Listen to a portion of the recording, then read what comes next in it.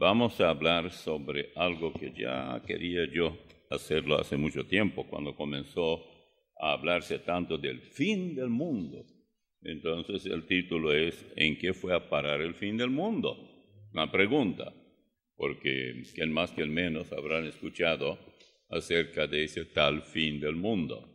El mayor problema que yo veo en esto es que mucha gente, periodistas por ejemplo y tantos otros, y aún muchos cristianos, aún cristianos de verdad, no entienden, o sea, no saben lo que están diciendo con fin del mundo. Si usted le pregunta, dígame exactamente, ¿qué quiere decir fin del mundo? A ver qué le dirán. A cualquiera pregunten, siempre que no escuchen primero acá y después, claro, cualquiera va a saber. Entonces yo dije, bueno, hay que hacer una especie de orden de acontecimientos o mapa de los tiempos finales, cómo Dios marcó paso por paso y nada está escondido, oculto en la palabra suya, está muy claro. Por ejemplo, comencemos con cuál es el próximo acontecimiento, de aquí en nadie sabe cuándo, pero en cualquier momento, cuál es, no es ningún fin del mundo. Es la partida de la iglesia de los redimidos a la presencia del Señor. El Señor habló de esto. El apóstol Pablo habló de esto. En Apocalipsis Juan habló de esto. Muchísimo, podemos encontrar mucho. Yo escogí el texto porque se repite en otros evangelios. Lucas 17. Siempre me gustó este texto y ustedes en el bosquejo tienen. Lo que no tienen es tal vez todo, porque luego vamos a continuar en otro mensaje, hoy mismo Dios mediante, y tendrá que ver con una especie de bosquejo breve de todo lo que ha de acontecer, no solamente lo que vamos a hablar ahora, sino mucho más allá. Dice en el versículo, vamos a Lucas 17, versículo 24 al 30, luego 33 al 36, o 34 al 36. Porque como el relámpago que al fulgurar resplandece desde un extremo del cielo hasta el otro, así también será el Hijo del Hombre en su día. Pero primero es necesario que padezca mucho y sea desechado por esta generación. Como fue en los días de Noé, así también será en los días del Hijo del Hombre. Comían, bebían, se casaban, se daban en casamiento, hasta el día en que entró Noé en el arca, y vino el diluvio, y los destruyó a todos. Asimismo, como sucedió en los días de Lot, comían, bebían, compraban, vendían, plantaban, edificaban, mas el día en que Lot salió de Sodoma, llovió del cielo fuego y azufre, y los destruyó a todos. Así será el día en que el Hijo del Hombre se manifieste. 34 dice, os digo que en aquella noche estarán dos en una cama, el uno será tomado y el otro será dejado. Dos mujeres estarán moliendo juntas, la una será tomada y la otra dejada. Dos estarán en el campo, el uno será tomado y el otro dejado. Permítanme hacer notar cuáles son los aspectos o si quieren, el aspecto que se destaca aquí. Es lo inesperado, lo sorpresivo. No hay ningún preaviso. Tal cosa ocurrió en el tiempo de la construcción del arca por Noé. 120 años le tomó. Durante esos 120 años Dios dio tiempo para que la gente se arrepienta. Y el mensajero, el predicador, era nada menos que Noé. Y la prueba de lo que él realmente creía era la construcción del arca. Nadie antes de eso conocía la lluvia, pues no llovía. La tierra se humedecía por un vapor que surgía bajo la superficie terrestre. Y entonces eso, en lugar de arriba, venía de abajo.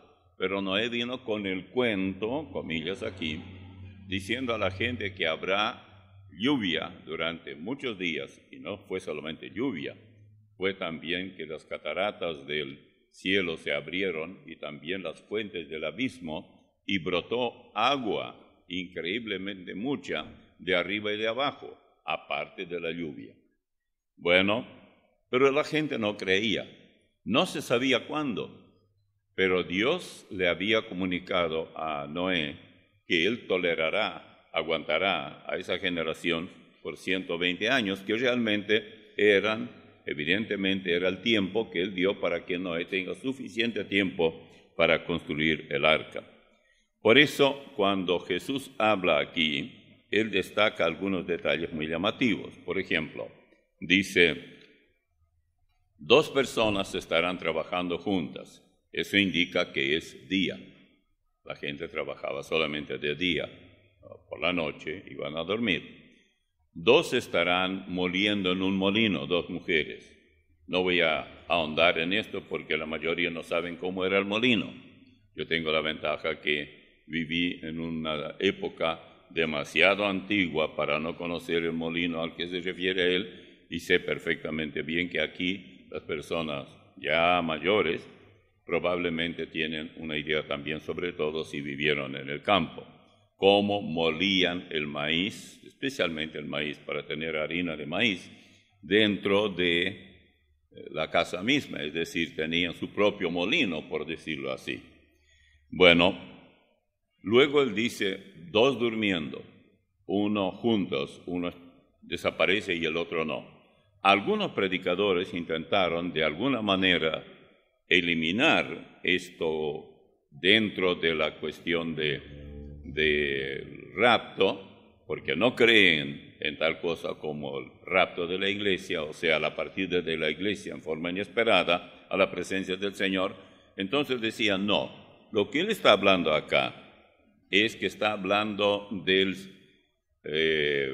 la toma de Jerusalén, cuando los judíos en la época, en el año 70 de nuestra era, y Tito ordenó la destrucción del templo de la ciudad de Jerusalén y la dispersión por todo el mundo a los israelitas. Piensen un poco, el horario en el pequeño territorio de Israel no pudo haber cambiado tanto que en un lugar es noche y en otro lugar es día. Ese es un absurdo. Por no decir mucho más de eso, porque realmente no tiene ningún sentido. Pero cuando la gente no cree en alguna doctrina bíblica, en este caso es la partida de la iglesia en un flash de segundo, claro, tienen que inventar algo para explicar, comillas aquí, un texto que ellos niegan su verdadero significado. En Juan 14, versículos 1 al 3 dice, no se turbe vuestro corazón, creéis en Dios, creed también en mí. En la casa de mi Padre muchas moradas hay, si así no fuera, yo os lo hubiera dicho. Voy pues a preparar lugar para vosotros, siempre es solo para ellos. Y si me fuere y os prepararé lugar, vendré otra vez y os tomaré a mí mismo para que donde yo estoy, vosotros también estéis. Bien, esta es la esperanza de todo cristiano. ¿Qué esperan ustedes? Porque la gente espera, ¡ay, fin del mundo! Pero no explican qué es ese fin del mundo. A mí poco y nada me interesa eso. Yo sé por las Escrituras hacia dónde va la cuestión, pero decir fin del mundo sin dar una explicación a qué se está refiriendo, un cristiano tiene que decir, yo sé qué es lo que me va a pasar a mí. Mi Salvador fue a preparar lugar. Hay mucho en la casa de mi Padre, muchas moradas hay, pero yo voy a preparar para ustedes. Ahora ya se sabe que el universo es infinito, la eternidad, la misma cosa, es infinita. Dios es infinito, nunca hubo una época que Dios no existía. En su triunidad, Dios Padre, Dios Hijo y Dios Espíritu Santo. Esto es claro en la Biblia, pero yo no me quiero alejar del tema. Veamos ahora en 1 Corintios 15, 51 y 52, que es el texto con mucha frecuencia se lo cita para esto mismo. Dice Pablo: he aquí os digo un misterio, no todos dormiremos, pero todos seremos transformados, en un momento, en un abrir y cerrar de ojos a la final trompeta, porque se tocará la trompeta y los muertos serán resucitados incorruptibles y nosotros seremos transformados. Como esto fue algo que él mismo lo dice, os digo un misterio. ¿Qué es un misterio? Algo que no se sabe, pero en este caso es algo que a él no le fue revelado antes, pero ahora deja de ser misterio, pero para los destinatarios de la carta a los Corintios sí, seguía siendo misterio. Nadie sabía de esto. La secuencia de la inspiración de la Biblia, del canon sagrado, iba paso por paso. Y ahora estamos ya dentro de un tema que a nosotros debe interesarnos muchísimo. Como si esto fuera poco, él escribió lo mismo, aunque más bien se complementa a lo que escribe a los tesalonicenses y a los corintios. Por ejemplo, en 1 Tesalonicenses 4, 13 al 18, dice así, desde el versículo 13: tampoco queremos, hermanos, que ignoréis acerca de los que duermen, es decir, los que ya murieron y eran miembros de la iglesia de Tesalónica, para que no os entristezcáis como los otros que no tienen esperanza. Ustedes saben cómo es el sepelio de gente que no tiene ninguna esperanza de volver a ver a quien falleció. Si es el papá, la mamá, el cónyuge, un hijo, una hija, ¡ay, nunca más te voy a ver! Y lloran. Y tienen razón, ellos no tienen esperanza alguna, pero nosotros no tenemos por qué llorar, tampoco vamos a reírnos por eso, pero no tenemos por qué llorar. Y dice en el versículo 14, porque si creemos que Jesús murió y resucitó, así también traerá Dios con Jesús a los que durmieron en él, los que murieron siendo salvos. Es lo que quiere decir esto. La palabra dormir muchas veces se usa como dormir, es decir, morir como dormir. Y dice luego, por lo cual, versículo 15, os decimos esto en palabras del Señor, que nosotros, Pablo se incluye, que vivimos, que habremos quedado hasta la venida del Señor, es decir, si es que vivimos hasta cuando Él recoja su iglesia, no precederemos a los que durmieron, no vamos a adelantarnos a los que ya murieron, porque el Señor mismo, aquí da detalles cómo ocurrirá, porque el Señor mismo, con voz de mando y con voz de arcángel y con trompeta de Dios, descenderá del cielo, y los muertos en Cristo resucitarán primero. ¿Por qué eso de voz de mando, voz de trompeta, etcétera? Vamos a tener que saberlo, esperar hasta que llegue el momento de este gran evento. 17. Luego nosotros los que vivimos, los que hayamos quedado, seremos arrebatados juntamente con ellos en las nubes para recibir al Señor en el aire, y así estaremos siempre con el Señor.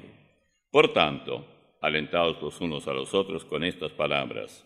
Es decir, las palabras de esperanza de la muerte para un cristiano. Cualquiera de nosotros, como cristianos, si sufre porque ha fallecido algún ser querido, alguna persona de su familia, etcétera, que también fue cristiana, puede saber esto, por este texto, que llegada la primera resurrección, y bienaventurados, dice allá en Apocalipsis, los que tienen parte en la primera resurrección. Llegado el momento de la primera resurrección, ¿qué va a suceder? No, nosotros no estaremos antes que los que murieron con el Señor. Y ellos murieron siendo cristianos, primero ellos resucitan, se levantan y nosotros transformados nos unimos a ellos. Eso está claro en la Biblia. Así que esto es lo que tenemos que tener en cuenta. El primer gran evento próximo es el rapto de la iglesia. No hay que confundir rapto con la venida del Señor a la tierra. Ahora, ¿hay algún evento anterior a Pablo que pueda confirmar esto? Sí. Tenemos en Génesis 5:24 a un caballero que se llamó Enoc, y dice, caminó pues Enoc con Dios, y desapareció, porque le llevó Dios. El escritor, que no cabe duda fue Moisés, dice que Enoc caminó con Dios y desapareció. Nadie fue a su sepelio, nadie supo qué pasó con él, excepto Moisés, inspirado por el Espíritu Santo, para decir qué realmente había ocurrido. Él caminó con Dios y Dios lo llevó. Ahora, cuando ocurra el rapto de la iglesia, algo de este tipo de expresiones habrá. Por ejemplo, hay muchas familias donde uno o dos son cristianos, o tal vez la mamá, que es madre tal vez de varios hijos, y quizás una de las hijas, y el resto no. Ahora, aquellos que supieron de todo esto sabrán lo que pasó. Ella dirá al esposo, mi esposa caminó con Dios, por eso él se la llevó, yo me quedé. Eso no quiere decir que ya no tiene ninguna oportunidad, pero lamentablemente aquel y aquella y aquellos que queden tendrán que atravesar el difícil periodo llamado la Gran Tribulación. Una cosa es tribulación, otra es la Gran Tribulación. Es solamente única, y esto aparece en la Biblia muy claro. Así que es necesario notar que este hombre que caminó con Dios fue levantado antes del diluvio. Esto también es importante. Fue antes, porque esto está en el capítulo 6 de Génesis. Y ya al terminar, casi terminando el capítulo, comienza Dios a hablarle a Noé para que construya el arca, le da las medidas y todo esto. Tomó bastante tiempo para que él construyera, como ya dijimos, 120 años, así que ya aquello ya medio se iba olvidando, lo de Enoc, para aquellos que lo conocieron. Permítanme leer en Génesis 6, 1 al 8, para que comparemos y veamos el tipo de generación que era aquella. Cuando uno lee eso y dice, ¿qué diferencia hay entre nosotros hoy o el tipo de gente que tenemos y la gente de entonces? Voy a leer desde el versículo 1, Génesis 6. Aconteció que cuando comenzaron los hombres a multiplicarse sobre la faz de la tierra y les nacieron hijas, que viendo los hijos de Dios que las hijas de los hombres eran hermosas, tomaron para sí mujeres, escogiendo entre todas. Y dijo Jehová, no contenderá mi espíritu con el hombre para siempre, porque ciertamente él es carne, mas serán sus días 120 años. Había gigantes en la tierra en aquellos días, y también después que se llegaron los hijos de Dios a las hijas de los hombres, y les engendraron hijos. Estos fueron los valientes, que desde la antigüedad fueron varones de renombre. Y vio Jehová que la maldad de los hombres era mucha en la tierra, y que todo designio de los pensamientos del corazón de ellos era de continuo solamente el mal. Y se arrepintió Jehová de haber hecho hombre en la tierra, es decir, le dolió en su corazón tener ahora que destruir. Y le dolió en su corazón, dice literalmente. Y dijo Jehová, raeré de sobre la faz de la tierra a los hombres que he creado, desde el hombre hasta la bestia y hasta el reptil y las aves del cielo, pues me arrepiento de haberlos hecho. Pero Noé halló gracia ante los ojos de Jehová. Leí hasta el versículo 8. Uno tiene que seguir leyendo si quiere ver qué pasó después, cómo se construyó el arca, etc.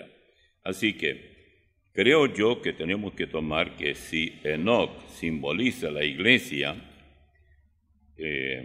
digamos, que simboliza el arca de Noé y la salvación de él, de Noé y su familia. Yo no voy a leer todo porque eso ya aparece en el capítulo 7 de Génesis, y se dan las medidas, animales que tenía que tener dentro del arca y todo eso.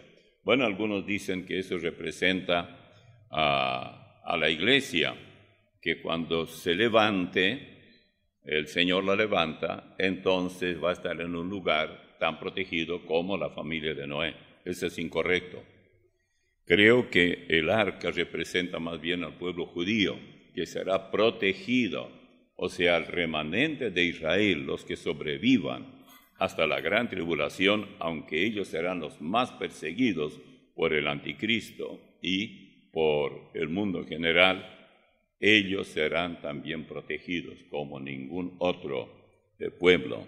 Entonces, si este es el caso, tengamos esto en cuenta y no hay manera de justificar o pretender que el arca es una especie de semblanza de la iglesia, porque la iglesia, cuando lleguemos a esto, vamos a ver cuándo, porque toma tiempo, la iglesia estará en una ciudad que no está sobre la tierra, porque el encuentro se hace en el aire con el Señor, y luego se dan las dimensiones de esa morada que Él fue a prepararnos. Hay que ver qué dimensiones, 2.200 kilómetros por cada lado. Esto todo está muy bien registrado en la Biblia, aunque no se usa sistema métrico, pero eso no importa. Todo cuanto la Biblia dice sobre los tiempos finales, a mi juicio, es muy claro. Nunca entenderemos tal cosa como fin del mundo, a menos que conozcamos muy bien lo que Dios nos dice sobre los tiempos finales. Caemos en la misma palabra. Tendríamos ciertas señales, entre las cuales el mundo se burlaría del regreso del Señor y quienes lo esperan. Eso ya se vive hoy. Fíjense ustedes, vamos a leer unos cuantos pasajes. Todos estos pasajes están en el bosquejo que ustedes tienen. Pero si ustedes quieren acompañar la lectura con la vista, 2 Pedro 3, 1 al 12. Amados, esta es la segunda carta que os escribo, y en ambas despierto con exhortación vuestro limpio entendimiento, para que tengáis memoria de las palabras que antes han sido dichas por los santos profetas y del mandamiento del Señor y Salvador dado por vuestros apóstoles, sabiendo primero esto, que en los postreros días vendrán burladores, andando según sus propias concupiscencias y diciendo: ¿dónde está la promesa de su advenimiento? Porque desde el día en que los padres durmieron, todas las cosas permanecen así como desde el principio de la creación. Estos ignoran voluntariamente que en el tiempo antiguo fueron hechos por la palabra de Dios los cielos y también la tierra, que proviene del agua y por el agua subsisten. Por lo cual, oiga bien esto, el mundo de entonces pereció anegado en agua, pero los cielos y la tierra que existen ahora están reservados por la misma palabra, guardados para el fuego en el día del juicio y de la perdición de los hombres impíos. Mas, oh amados, no ignoréis esto, que para con el Señor un día es como 1000 años, y 1000 años como un día. El Señor no retarda su promesa, según algunos la tienen por tardanza, sino que es paciente para con nosotros, no queriendo que ninguno perezca, sino que todos procedan al arrepentimiento. Pero el día del Señor vendrá como ladrón en la noche, en el cual los cielos pasarán con grande estruendo, y los elementos ardiendo serán deshechos, y la tierra y las obras que en ella hay serán quemadas. Puesto que todas estas cosas han de ser deshechas, ¿cómo no debéis vosotros andar en santa y piadosa manera de vivir, esperando y apresurándoos para la venida del día de Dios, en el cual los cielos encendiéndose serán deshechos, y los elementos siendo quemados se fundirán? Bueno, esto es lo que va a suceder algún día. y nosotros tendremos que ser recogidos de aquí mucho antes de esto para estar en un lugar seguro. Todo lo que leí está en 2 Pedro 3, 1 al 12. Se nos dice también que la aparente tardanza del Señor se debe a que Él espera que muchos más sean salvos. Por ejemplo, hay dos cosas. Uno, que 1000 años nuestros es un día de Él, y un día de Él son 1000 años para nosotros, que es la misma cosa, invirtiendo el orden. Pero veamos, en 2 Pedro 3:9 dice, el Señor no retarda su promesa, según algunos la tienen por tardanza, sino que es paciente para con nosotros, no queriendo que ninguno perezca, sino que todos procedan al arrepentimiento. Esto es lo que Él desea. Por eso a nosotros nos parece que está tardando demasiado, pero son 7,000 millones de habitantes que estamos ahora cubriendo el planeta, y Él no quiere que sean salvos muy pocos, Él desea que muchos más sean salvos. Se nos dice que su venida tomará al mundo impío de manera sorpresiva. Por ejemplo, en el mismo texto, en el versículo 2 Pedro 3:10 dice, pero el día del Señor vendrá como ladrón en la noche, en el cual los cielos pasarán con grande estruendo y los elementos ardiendo serán deshechos y la tierra y las obras que en ella hay serán quemadas. Esto llegará. Bien, ahora bien, en Lucas 17, 26 al 30 dice, también, ya leí esa parte, pero no importa, vamos a recordarlo de nuevo, como fue en los días de Noé, así también será en los días del Hijo del Hombre. Comían, bebían, se casaban, se daban en casamiento, hasta el día en que entró Noé en el arca. Y luego menciono también a Lot. O sea, el mundo entonces se movía normalmente. No había nada que indicara que algo de semejante alcance iba a suceder. Tanto en el tiempo de Noé, cuando todo cuanto no estuvo en el arca, porque digo así porque estaba la familia, Noé, su esposa y su familia, y también animales, que Dios le mandó cuántos animales debían estar allá. Solo ellos se salvaron. El resto, todo pereció. Hombres, animales, cuadrúpedos, aves, todo. Bueno,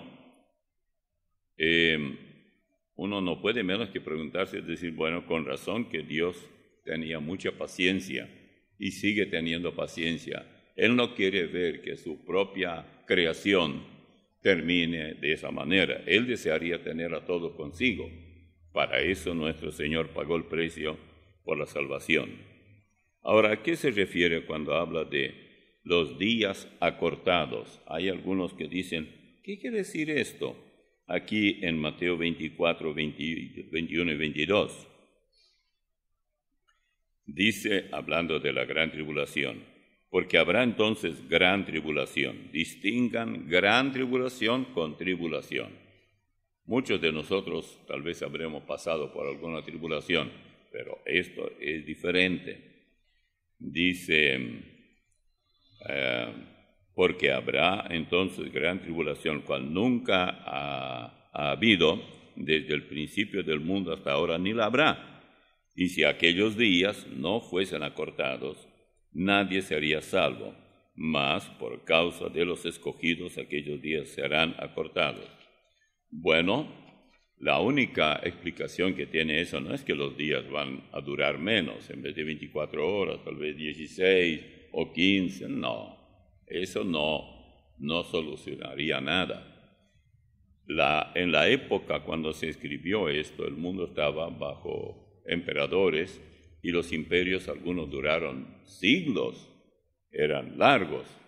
Y, sin embargo, aunque habrá otra vez, resucitará el imperio romano, pero el emperador que será el anticristo no tendrá más de 7 años de gobierno.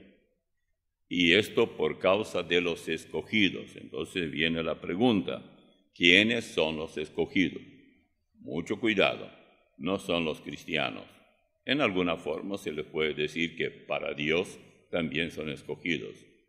Es usted y soy yo quienes escogemos ser cristianos, seguir a Cristo. Los que no lo hacen, bueno, ¿de qué les sirve? Pero hay un pueblo, el pueblo hebreo, cuando en Deuteronomio 7:6 dice, habla de ellos, porque tú eres pueblo santo para Jehová tu Dios. Jehová tu Dios te ha escogido para hacerle un pueblo especial, más que todos los pueblos que están sobre la tierra. ¿Cómo escogió Dios a los israelitas? Muy fácil entender eso. Él escogió a ellos en la persona, a una persona él escogió, Abraham. Abraham luego tuvo una descendencia, fue Isaac, luego de Isaac, Jacob, y de allí las 12 tribus. Si ustedes van a Israel, yo escuché esto de un guía nuestro. Él era judío y muy bien conocía las Escrituras, mucho mejor que muchos de nuestra gente, incluso el Nuevo Testamento. Y porque claro, él como era guía tenía que responder a preguntas que se le hacían. Y él dijo, hubiéramos preferido, hablando de los judíos, que Dios escogiera cualquier otro pueblo por los sufrimientos que le sobrevinieron. Y uno se pregunta a veces, dice, ¿será justo Dios?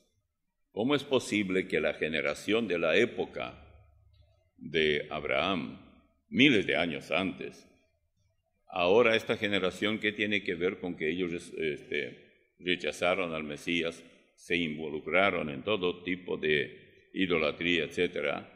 Ahora, una vez que entraron con Josué como líder a poseer la tierra de Canaán, etcétera, y luego, como remache, rechazaron al Señor, lo escupieron, lo patearon, lo menospreciaron y finalmente lo crucificaron y él fue muerto. Entonces, ¿podemos culpar de esto a los judíos actuales? Por supuesto, uno dice de ninguna manera. Pero ahí está, Dios los escogió. No hay alternativa cuando Dios escoge. Yo he comprobado por las Escrituras que hay hombres a quienes Dios escogió, a quienes pataleaban y no querían saber nada. El que mejor ilustra esto es Moisés. Ya desde el momento que él nació había problema, porque había una orden del faraón de turno, matar a todo bebé que nazca que sea varón. Si es nena, que viva, pero si es varón, hay que matarlo. Bueno, las enfermeras que trataron el nacimiento de las mujeres judías daban a luz, no mataron.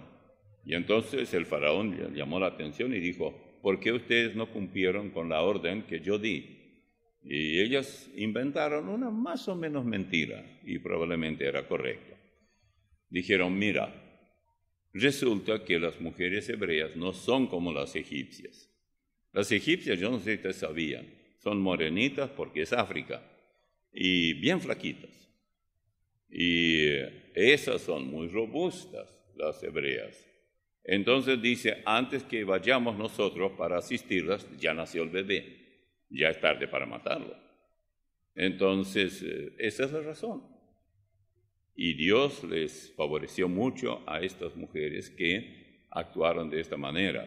Sé que alguien puede preguntar y dice, bueno, ellas mintieron en todo. Yo no sé si todo era mentira. Es probable que una buena parte era así. O las dos cosas.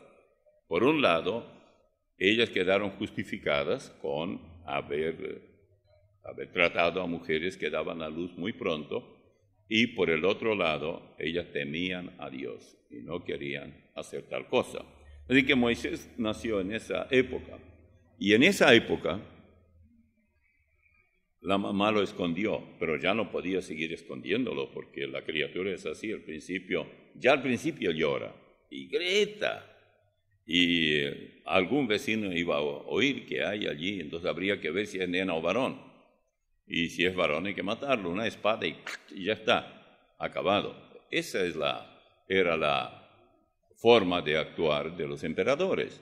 Bueno, pero era totalmente anti Dios, no lo conocían ni querían saber nada de Dios. Pagaron muy caro después, pero bueno. Al fin, ella, la mamá, siempre la madre tiene salidas que al hombre nunca se le ocurrirían. Hizo como una barquilla y la colocó sobre las aguas y dejó al bebé y comenzó a llorar. En eso camina por allí la hija del faraón y nota que hay allí y manda a alguien que vaya a ver qué hay en la canasta esa, diríamos nosotros así. Y fue a mirar y era un bebé. Y claro, seguramente muy, muy lindo bebé. Ella lo trajo a esta hija del faraón y ella dijo, y ahí apareció María, la hermana de Moisés, la niña, y dice, yo le voy a buscar una nodriza para que lo cuide y lo críe. Bueno, ella fue, ¿y a quién buscó? A la mamá. Y la mamá con mucho gusto crió, era su propio hijo. Y todavía todos los gastos provenían del palacio del faraón. ¿Por qué? Porque Moisés podía haber llegado a ser faraón con el tiempo. Porque ella lo prohibió, o sea, llegó a ser hijo legalmente de esa hija del faraón. Así que no había problema para que él llegara a ser faraón. Pero él fue llamado por Dios y él comenzó a dar todo tipo de excusas. Dijo que él no podía hablar bien, que mande a otra persona, estaba hablando de su propio hermano Aarón, y cosas por el estilo. Pero Dios sabía lo que hacía. Dijo, no, tú vas a ir. Y después de tanta excusa, al final fue, no le quedaba otra. Y cuando fue, de allí en adelante, dice, bueno, ahora yo voy a ir a los ancianos de Israel que estaban en plena servidumbre allí, como esclavos, haciendo ladrillo y todo eso. Y si ellos me preguntan, ¿quién te manda? ¿Qué digo? Manda, dile que les manda, yo soy. Yo soy, sí. Yo soy el que soy, es todo lo que tiene que decir. Y él fue. Habló primero con los ancianos, quienes tenían que convocar a toda la gente o hacer correr la voz para que todos sepan que hay ahora una posibilidad de salida de la esclavitud e ir a una tierra que Dios les había prometido. Así fue. Bueno, cuando ellos supieron, por supuesto que hubo oposición. Siempre en todas las cosas hay algún grado de oposición. Pero él ya sabía que eso había que esperar. ¿Cómo sufrió ese hombre? Pero Dios lo llamó. Ya otra vez él dijo, ráeme de tu libro. Es como decir, que yo muera. Porque algunos enseguida cuando ven esto en la Biblia, raer es realmente borrar. Pero uno tiene que preguntarse, ¿de qué libro? La Biblia habla de varios libros. Y ese era el libro del registro de las personas que habitaban entonces, en ese caso particular, Egipto. Pero lo que él quería era, yo quiero morir. Él estaba seguro que hay otra alternativa mucho mejor. Y no, dijo Dios, si voy a raer a alguien será aquello que te causan problemas, no a ti. Al final de cuentas, ya la paciencia se le fue y él en una de esas cometió un error, porque en vez de golpear una roca para que saliera agua, él golpeó 2 veces y le faltó fe. Y tiene un significado muy serio. La roca era Cristo, dice allá en la primera carta a los Corintios. Y esa roca era Cristo. Cristo fue golpeado una sola vez y no podía ser golpeado otra vez. Eso de la galletita de la hostia y todo esto, es una burla grosera de lo que realmente el Señor es. Cuando nosotros celebramos o conmemoramos la Cena del Señor, naturalmente aclaramos que esta de ninguna manera ha sufrido una especie de cambio y la copa contiene verdadera sangre de Cristo. Y aquel pequeñito, una partecita nomás de una galletita, es la verdadera carne de Cristo. Para decir esto hay que ser blasfemo, pero en grande, más diríamos blasfemo mayorista. Y es lo que está ocurriendo. Pero Moisés no logró zafarse de su trabajo. Israel no puede derivar su llamamiento a otro pueblo. No solamente Dios los llamó, les dijo dónde tienen que vivir. Por eso cuando antes de el renacimiento de Israel en 1948, el 14 de mayo, las Naciones Unidas propusieron que Israel formara su nación en Uganda, en África. No, ellos dijeron, no. La tierra que nuestro Dios nos dio es la tierra de Canaán. No digan Palestina, porque es incorrecto. Pero la tierra de Canaán, allí estaban los canaanitas que vivían. Eso de Palestina, eso vino después, a modo de desprecio y burla de los enemigos de los hebreos. Y ellos fueron allí, contra la voluntad incluso de las Naciones Unidas. Ahora bien, pregunta, ¿estaremos aún aquí cuando el Medio Oriente sea invadido? Ustedes saben, y yo he hablado mucho de esto, porque la invasión, ahora vamos a hablar un poco sobre la invasión, el orden de las cosas, de Israel del norte, o sea, desde el norte vendría la invasión. La pregunta siempre es, ¿estaremos aquí o no? A ver, abran en Ezequiel 38, porque los dos capítulos hablan de lo mismo, 38 y 39, del libro de Ezequiel. Ese profeta nos habla de algo que hoy parece estar listo. O sea, no solamente nuestra partida está a punto de ocurrir tal vez, sino incluso también otros eventos que tienen que seguirles. O sea, hay una cantidad de cosas que deben continuar hasta concluir toda la profecía que fue dicha. Permítame leer en parte. Vino a mí palabra de Jehová, 38:1, diciendo, Hijo de hombre, pon tu rostro contra Gog en tierra de Magog, príncipe soberano de Mesec y Tubal, y profetiza contra él. Y di, así ha dicho Jehová el Señor, y aquí yo estoy contra ti, oh Gog, príncipe soberano de Mesec y Tubal, y te quebrantaré, y pondré garfios en tus quijadas, y te sacaré a ti y a todo tu ejército, caballos y jinetes, de todo en todo equipados, gran multitud, con paveses y escudos, teniendo todos ellos espadas. Persia, noten Persia, muy interesante que sea esa, Afganistán. Cus, Turquía, Fut, con ellos, y todos ellos con escudo y yelmo. Gomer y todas sus tropas, la casa de Togarma de los confines del norte. Y bueno, ya estamos, si ustedes se fijan en un mapa mundi, verán que muy al norte, está Rusia.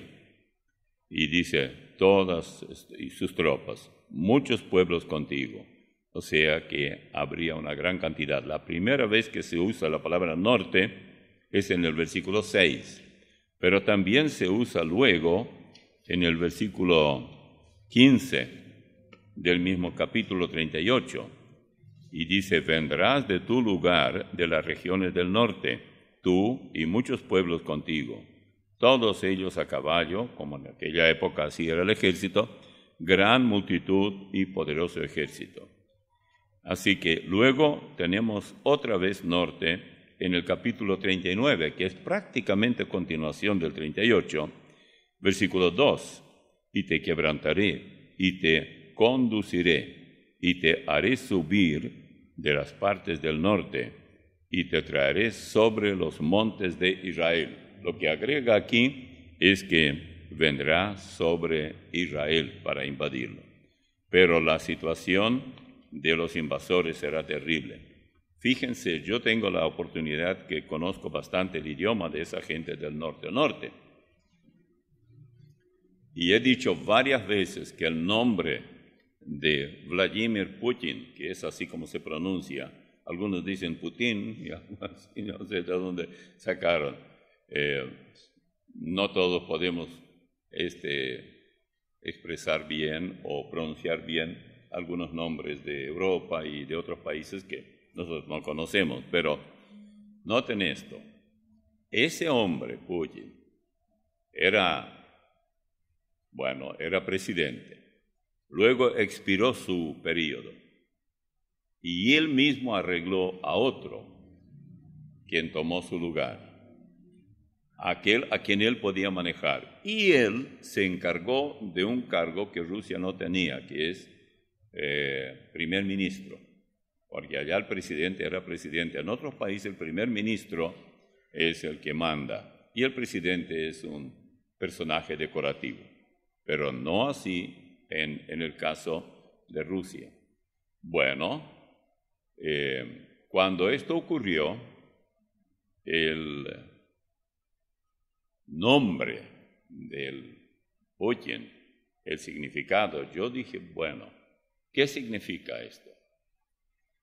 Significa simplemente, son dos cosas, Vlada y Mir. Creo que hay un auto de rusos que anda por aquí, que es Vlada.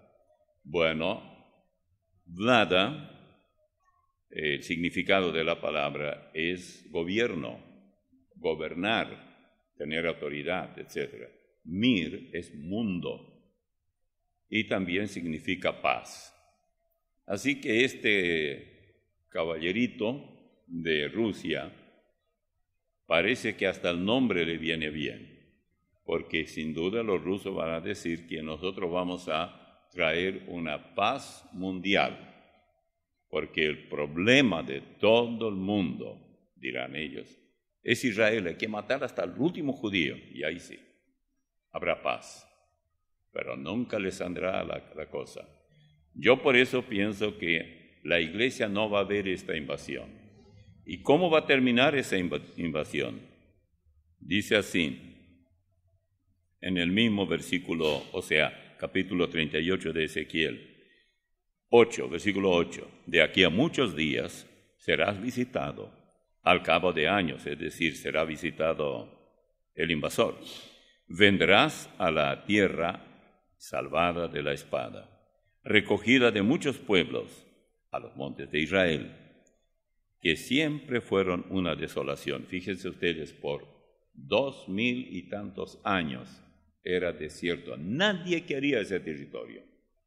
Pero los judíos vienen otra vez de repente. Y ya unos, por lo menos 500 a 600 años antes de Cristo, Dios había dicho que eso va a ocurrir. Y dice, a los montes de Israel, en versículo 8, que siempre fue, etcétera. El 9, subirás tú y vendrás como tempestad, como nublado, para cubrir la tierra. Serás tú y todas tus tropas y muchos pueblos contigo. Así ha dicho Jehová el Señor. En aquel día subirán palabras en tu corazón y concebirás mal pensamiento. Caminando ellos allá en su casa de gobierno en Rusia, comenzarán a planear este tipo de avance. Y dirás, subiré contra una tierra indefensa, iré contra gentes tranquilas, que habitan confiadamente, todas ellas habitan sin muros y no tienen cerrojos ni puertas. Esto no es ahora así. Israel no está de brazos cruzados.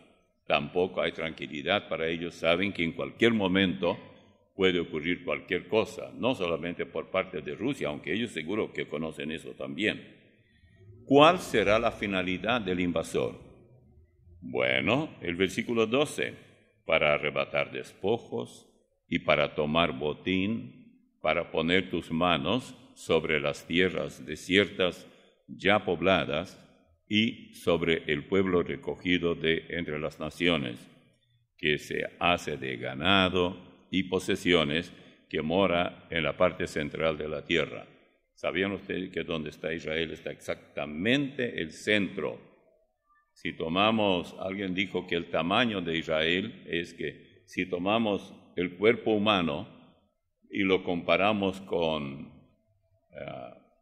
el mundo, Israel sería como el ombligo de tamaño.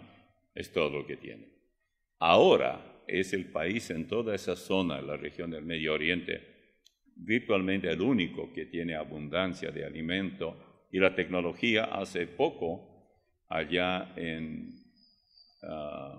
Estados Unidos, en Nevada, se hizo había un show mostraban todos los adelantos científicos. Le ganó Israel a todos en la tecnología.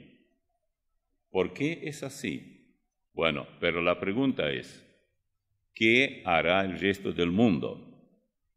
Bueno, fíjense bien lo que dice en el versículo 13. Sabá y Dedán y los mercaderes de Tarsis, todos sus príncipes, te dirán. Creo que lo que sigue allí es una pregunta. ¿Has venido a arrebatar despojos? ¿Has reunido tu multitud para tomar botín, para quitar plata y oro, para tomar ganados y posesiones, para tomar grandes despojos? Esto bien puede ser la segunda parte del versículo 13, la protesta de las Naciones Unidas. No harán nada. Fíjense ustedes, para que aprendamos la lección, lo que está pasando ahora en Siria, matando a tanta gente inocente, y nadie hace nada. Sí, hay ladran por ahí y todo eso, pero las Naciones Unidas no han llegado a nada para mandar una tropa del extranjero y librar a esa gente, sacar a este tirano de ahí. Y bueno, no. ¿Por qué? Porque a nosotros no nos importa. Hay algo. ¿Cuál es ese algo que impide que las autoridades, de las Naciones Unidas, por ejemplo, hagan algo? ¿Quieren saberlo? Es la presencia de Rusia, allí nomás en el muelle de Siria. Ellos tienen submarinos, ellos tienen aviones, o portaaviones y sus aviones allí. Ellos tienen todo para defender a Siria, porque es el lugar muy cerca de Israel. O sea, Damasco no está lejos de Jerusalén, muy cerca. Israel o se defiende solo, o está destinado a desaparecer, tal como ya había soñado mucho Hitler, cuando él decía solución final. Pero la solución no vino. Entonces ahora Ahmadinejad está allí de Irán, está gritando el mismo texto de Hitler. Si él no lo logró, nosotros lo vamos a lograr. Mientras tanto, fíjense lo que está pasando allí. Como la fecha no llegó todavía, la iglesia está todavía aquí, y si estoy en lo cierto que la iglesia debe partir antes, mire lo que está pasando. Libia, Egipto, con problemas terribles que no terminaron. Sí sacaron al que estaba allí, que no lo querían de presidente, y todo eso ya prácticamente está muerto, pero no se arregló. La cosa va de mal en peor cada día. Demostraciones y todo lo que usted no tiene más que mirar en internet y verá lo que está pasando. Siria se unió al asunto. Siria al mismo tiempo está causando daño a Turquía, y los turcos también. tienen serios problemas debido a lo que está ocurriendo en Siria. Hay miles y miles de fugitivos que están en Jordania, en Siria, digamos en Turquía, y por todas partes están huyendo porque no pueden sobrevivir allí, ven que la cosa va de mal en peor. Entonces, esas son cosas que debían venir según la Biblia, antes. Y el escenario en el Medio Oriente nos está mostrando, si no hay Biblia o si no hay alguien que enseñe todas estas cosas, es suficiente ver lo que los periodistas nos mandan vía electrónica, a través de Internet, etc. Y tenemos que tomar esto muy en serio. Ahora, esto, lo que viene me gusta mucho. No sé si a usted le gusta, pero eso a mí no me importa. Vamos a hablar un poco sobre la cuestión tribunal de Cristo. No debemos confundir lo que se hará en el tribunal, digamos, de Cristo, de lo que se dice el gran trono blanco. El tribunal de Cristo, el versículo bien cortito, bien completo al mismo tiempo, bien abreviado, es de 2 Corintios 5:10. En cuanto, dice así aquí que, porque es necesario que todos nosotros, los cristianos, Pablo escribe a la iglesia de Corinto, comparezcamos ante el tribunal de Cristo para que cada uno reciba según lo que haya hecho mientras estaba en la carne, en el cuerpo, sea bueno o sea malo. O sea que partiremos de aquí y nos iremos a encontrarnos con el Señor en algún lugar, en el espacio, como ya vimos, que no llegaremos al tercer cielo, porque eso aparentemente queda para después. Hay un caso, el caso de Esaú, que muchos no entienden de qué se trata, lo vamos a tocar un poco más adelante. Pero por ahora, en 1 Juan 2:28, porque allá compareceremos ante el tribunal de Cristo, no para saber si somos o no salvos. No, eso no es ningún purgatorio ambulante. Eso no es un purgatorio cristiano evangélico. Eso es simplemente el Señor quiere recompensar, pagarnos por lo que hemos hecho en su obra. Yo cuando veo que hay cristianos con tanta capacidad y no hacen ningún esfuerzo, no arriesgan para nada, pudiendo, le creen mucho al oíma. Prometen y luego no vienen. Y si vienen ya tan tarde que ya de nada sirve. Entonces, digo, ¿cómo van a lamentar ante el tribunal de Cristo? Fíjense, dice en Génesis 27, vamos a leer ese texto, tiene mucho que ver, 30 al 40. Y aconteció luego que Isaac acabó de bendecir a Jacob. Voy a dar un trasfondo rápido para entender lo que estoy leyendo, porque es continuación de lo que yo quiero hacerles ver. Esaú y Jacob eran mellizos, hijos de Rebeca y de Isaac. Bueno, para Jacob valía mucho la primogenitura. La misma cosa el Señor Dios mismo instituyó eso. El primogénito de la familia recibía el doble del resto de los hijos. Pero a Esaú no le interesaba nada. Y aunque ellos eran gemelos, tenían ambos el mismo, nacieron en la misma fecha. No obstante, uno nació primero y el otro le siguió. Y entonces, ¿quién fue el primero? Esaú. Entonces, a él lo tomaron como primogénito, porque no eran primogénitos los dos. No puede haber primogénito si son todos. Si hay uno solo, es unigénito. Pero ya hay dos, uno debe ser ok.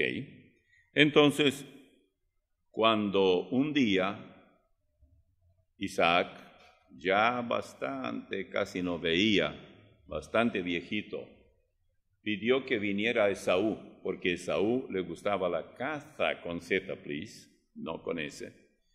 Y él tiraba su flecha y mataba algún animal y hacía buen asado y lo condimentaba bien, y al papá le gustaba tanto, que era Isaac.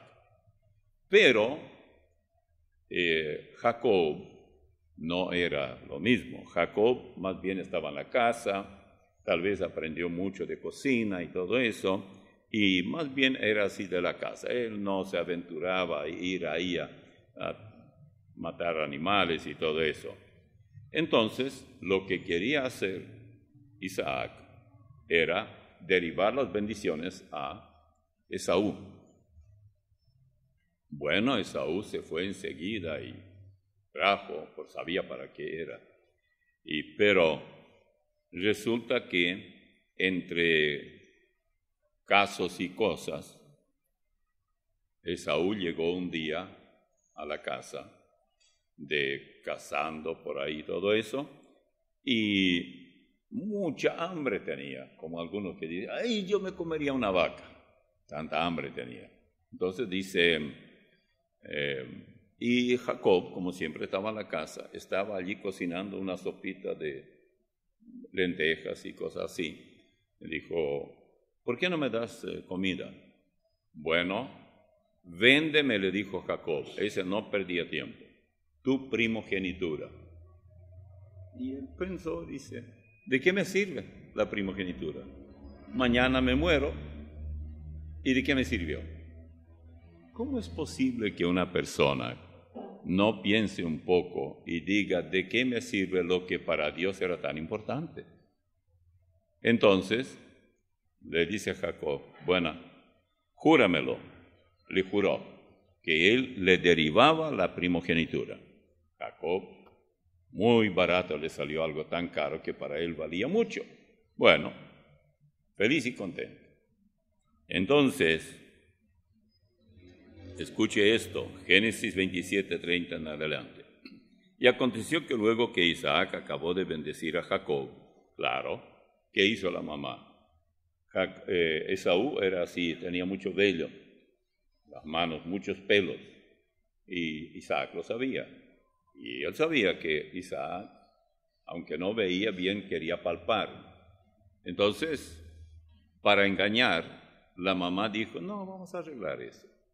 Y le puso unos vellos de tantos animales que hay, y Jacob lo que no podía evitar era la voz. El registro de voz tal vez era agudo y del otro grave, vaya a saber. Tú puedes imitar si la voz es más o menos del mismo registro, pero si no, ahí cambia la cosa. Bueno, él entró y el papá dice, aquí está, dice, la caza que tú pediste. Oh, le dice Isaac, ¿tan pronto? Sí, el Señor se puso en mi camino, limpió todo. Y claro, y permitió que yo tuviera éxito, y aquí está. A ver, acércate. Y le palpó. Y dice, las manos son de Esaú, pero la voz de Jacob. Estaba confundido, pero no esperaba que era un engaño de ese tipo. Él comió y lo bendijo con toda la mayúscula bendición al que era fraude. Pero bueno, le quitó la bendición a su hermano. ¿Qué pasó con el hermano? De aquí sigue. Y aconteció luego, versículo 27 de Génesis, versículo 30, capítulo 27. Luego que Isaac acabó de bendecir a Jacob, y apenas había salido Jacob de delante de Isaac, su padre, que Esaú, su hermano, volvió de cazar. E hizo él también guisado y trajo a su padre y le dijo, levántate, mi padre. Y como levántate, dice mi padre, y coma de la caza de su hijo, para que me bendiga. Entonces Isaac, su padre, le dijo, ¿quién eres tú? Y él dijo, yo soy tu hijo, tu primogénito Esaú. Y se estremeció Isaac grandemente y dijo: ¿Quién es el que vino aquí, que trajo caza y me dio y comí de todo antes que tú vinieses? Yo le bendije y será bendito. Cuando Esaú oyó las palabras de su padre, clamó con una muy grande y muy amarga exclamación y le dijo: bendíceme también a mí, padre mío. Y él dijo: vino tu hermano con engaño y tomó tu bendición. Y Esaú respondió: bien llamaron su nombre Jacob, pues ya me ha suplantado 2 veces. Por eso el nombre Jacob significa suplantador. Se apoderó de mi primogenitura, y aquí ahora ha tomado mi bendición. Y dijo: ¿no has guardado bendición para mí? Isaac respondió y dijo a Esaú: he aquí yo le he puesto a Jacob por señor tuyo, y le he dado por siervos a todos sus hermanos. De trigo y de vino le he provisto. ¿Qué pues haré a ti ahora, hijo mío? Esaú respondió a su padre: ¿no tienes más que una sola bendición, padre mío? Bendíceme también a mí, padre mío. Y alzó Esaú su voz y lloró. ¿Usted puede imaginar lo que pasaba allá en el dormitorio de Isaac? Algo parecido sucederá ante el tribunal de Cristo, señores. Les guste o no, muchos llorarán. ¡Ay! Dejé en el banco tanto y cuanto. Millones y millones. Pues ya va a ser tarde. Cuando despreciamos la libertad que tenemos, las oportunidades que tenemos, la forma como el paraguayo recibe la palabra, no hay tanto problema. Hay mucha gente que tiene bastantes recursos económicos, que son muy necesarios, y unos que trabajan en la obra del Señor no saben cómo lograr y cubrir todo porque no alcanza el dinero para pagar todo. No hay quien intervenga. Cada uno olvida que un día comparecerá. Es mejor que yo preferiría, incluso con todo lo malo que hizo Jacob, más bien hacerlo de Jacob y no de Esaú. Esaú despreció lo que tanto valoró Dios y valora hasta hoy. Las primicias, todo esto que es de tanto valor, lo mejor, porque primicia también significa incluso primogénito, un derivado de primicia tiene que ver con lo mejor. ¿Cuántos de nosotros damos lo mejor para la obra? Permítame decirle que sí, hay hermanos que hacen mucho. Tomen el ejemplo del hermano Selen, allá en Natalio. Yo nunca olvido cuando lo vi por primera vez, allá en la municipalidad de esa ciudad. Él inmediatamente después de escuchar el mensaje, que era un mensaje para la gente en general, no era una iglesia, y me dijo: ¿y qué dice usted sobre tal cosa? Cuando comenzó a preguntarme, yo me di cuenta que era mucho. Y le dije: yo no puedo contestar esto así nomás, tú necesitas que se te haga una visita. Entonces, yo sabía que no podía visitarlo desde acá, es muy lejos. Entonces, comuniqué esto a mi hermano, que hoy está en Australia, y él les habló, a él y a ella, a ambos. Ni bien recibieron al Señor, dicen: nunca he visto, me dijo mi hermano, a una persona que con tanto entusiasmo, y no solo una, como eran 2, porque casado como era, la esposa le siguió al esposo enseguida. Pero ahí no termina la historia. Muy pronto, él se dio cuenta lo que hacíamos aquí en la radio. La verdad es que vinieron acá y acá se bautizaron. Después de eso, se le ocurrió levantar una emisora y sabía que él no tenía dónde pedir dinero, excepto en la cooperativa. Y como trabaja en el campo, cosecha lo que siembra, en la cooperativa le avanzan algún tipo de dinero, la cantidad que él necesite, para luego cobrar cuando venda la semilla. Y yo le pregunté el otro día, ¿y qué pasa si tu cosecha no funciona? Es decir, no llueve o llueve demasiado, cualquier problema que tengas, ¿qué te van a hacer con lo que te prestan? Porque él tuvo que pedir mucho dinero prestado y no se conformó con una potencia que yo hubiera dicho, está bien, por el alcance que tenía. Fue a Buenos Aires y se compra un transmisor del doble de potencia de nuestro o sea, tiene 10 kilovatios, pero como es FM rinde mucho más, y nosotros tenemos de 5, contando tiempo que estamos en eso. Vean ustedes lo que un hombre puede hacer. Yo les digo esto no para alabarlo a él o algo así, solamente digo, son poquitos, muy pocos los que hacen la obra del Señor. Los demás calientan sus asientos y eso es todo. Pero no hacen nada, virtualmente nada. Cualquier persona, miembro de la iglesia, puede hacer mucho, mucho más. Ahora, ¿creen ustedes que habrá algún tipo de gritos bueno, ya vimos hoy lo de 1 Juan 2:28, y ahora, hijitos, permaneced en él, para que cuando se manifieste no nos alejemos de él avergonzados? Salir de allí avergonzados, yo no quiero. Alguien dirá, no, pero usted parece que está haciendo énfasis que la salvación es por medio de las obras. No, Señor. Yo estoy diciendo que la salvación es completamente sin costo, es por gracia. Por gracia sois salvos por medio de la fe, y esto no de vosotros, pues es don de Dios. Es un hecho, eso nadie puede discutir. Lo que estamos hablando ahora es nuestra comparecencia ante el tribunal de Cristo.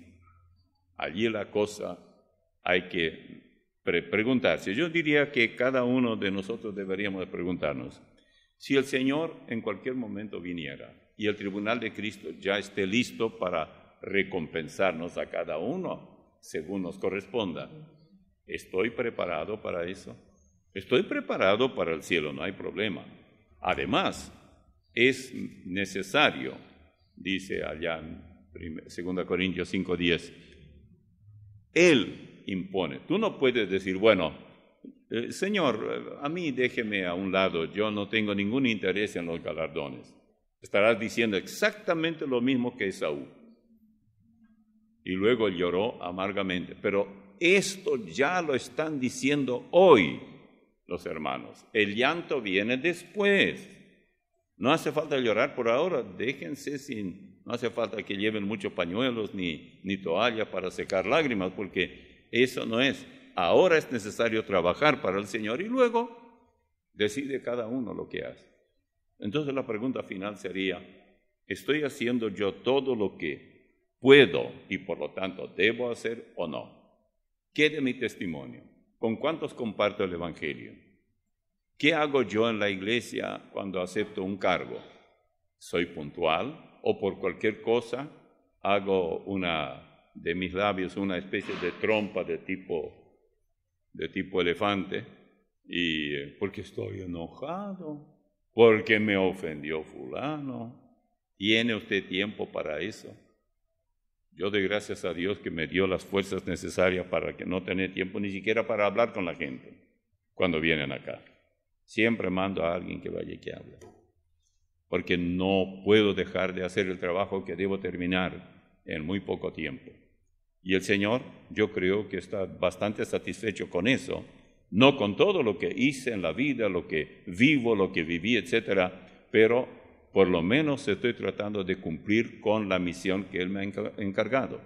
Si no fuera Él, nunca tendríamos lo que tenemos. No pretendan que, gracias al pastor Olovati que hace. No, yo no hago nada. Dice allá uno de los profetas que el hacha no se va, ¿cómo le llaman? El palo que sostiene el hacha, no tiene por qué jactarse, porque hay manos fuertes que lo usan y cortan lo que hay que cortar. Bueno, yo soy ese palo, nada más. El Señor es el que me usa para lo que Él ha decidido. Y yo agradezco desde luego mucho por las oraciones, pero es inevitable que todos nosotros comparezcamos ante su tribunal. Permítanme terminar con este texto. Génesis 25, 27 al 34. Y crecieron los niños, y Esaú fue diestro en la caza, es decir, cazador de animales, hombre del campo, pero Jacob era varón quieto, que habitaba en tiendas. Y amó Isaac a Esaú, porque comía de su caza, mas Rebeca amaba a Jacob. Y guisó Jacob un potaje, etc., tal como ya hemos dicho. Y hay muchos que culpan a Jacob, y la pregunta final es esta: ¿qué es lo que Jacob tanto quería? Alguien dirá, bueno, la primogenitura. ¿Por qué? Hay dos cosas. Uno, porque para Dios es muy significativo esto. Dos, porque Jacob había sido escogido para ser nada menos que el padre de las 12 tribus de Israel. Escuchen estas palabras: mirad bien, no sea que alguno deje de alcanzar la gracia de Dios, que brotando alguna raíz de amargura os estorbe, y por ella muchos sean contaminados. No sea que haya algún fornicario o profano como Esaú, que por una sola comida vendió su primogenitura, porque ya sabéis que aún después, deseando heredar la bendición, fue desechado, y no hubo oportunidad para el arrepentimiento, aunque la procuró con lágrimas. Hebreos 12, 15 al 17. Si usted confunde eso y piensa que aquí se habla de la salvación, Esaú lloró, se arrepintió y nada consiguió. Hermano, si usted cometió un pecado, usted es un Esaú, y usted puede llorar y arrepentirse y quién sabe cuánto, no habrá más perdón. Mirad bien, no sea que alguno deje de alcanzar la gracia de Dios. No más gracia. Hay iglesias que se pretenden ser cierto tipo de corriente teológica, que son, según ellos, los únicos que también dicen creen en la gracia, pero solamente en la gracia que ellos tienen autoridad para dispensarle. Si usted no le pide gracia a ellos, la que usted tiene no es ninguna gracia. ¿Entendieron, no? Padre amado, mucho te agradecemos por tu palabra y pedimos que nos ayudes a no desperdiciar el tiempo que todavía tenemos, que tú nos lo permites. Gracias porque podemos tener esta iglesia, por los hermanos que están orando, por este miserable hombre, comparando con tantos hombres que tienen mucha más capacidad para hacer la obra tuya. Pedimos por el ministerio de la radio, hoy con 4 emisoras que están retransmitiendo todo cuanto de aquí lanzamos al aire. Señor, esto es una responsabilidad muy grande, y yo te pido que tú sigas bendiciendo para que nunca nos falte aquello que sí necesitamos. En el nombre de Jesús. Amén.